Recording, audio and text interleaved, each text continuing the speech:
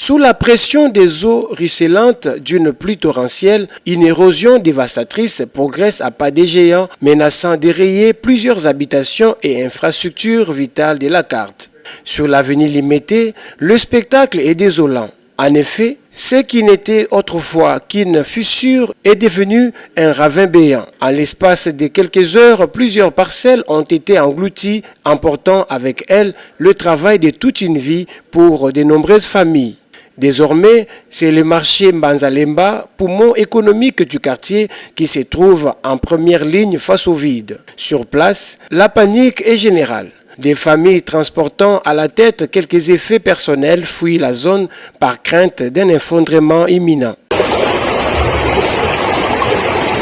Outre l'effondrement des bâtiments, une menace invisible mais tout aussi mortelle plane sur le quartier. Plusieurs poteaux électriques de la Société nationale d'électricité SNEL, déstabilisés par l'affaissement du terrain, menacent de s'effondrer.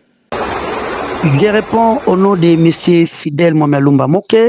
Je suis le coordonnateur national de l'ONG Mouvement Alert, une organisation de la promotion et défense des droits économiques socioculturels. C'est depuis 2020 que l'ONG Mouvement Alert a adressé plusieurs correspondances au niveau des autorités politico-administratives et de la République démocratique du Congo, plus précisément au ministre des Infrastructures, au gouverneur de la ville-province de Kinshasa, pour venir voir des situations de près. Et à l'époque, en 2020, il y a eu pas moins de 30 maisons qui s'étaient écoulées et rien n'était fait. Aujourd'hui encore, avec la dernière pluie diluvienne qui s'était abattue dans la ville de Kinshasa, il y a eu plus de 15 maisons qui s'étaient aussi écoulées par les érosions, englouties aussi par les érosions. Il y a aussi des pertes de vies humaines.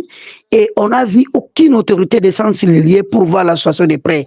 Et la situation s'aggrave du jour au jour. Et au jour où je vous parle, il y a progression des érosions vers l'ensemble du quartier. Et le Wenze Banzalemba est menacé par les érosions. Et le site universitaire est menacé par les érosions. C'est pourquoi nous interpellons le gouvernement congolais dans sa mission légalienne de protéger la vie civile et leurs biens, de venir intervenir aussitôt vite avant que le pire n'arrive.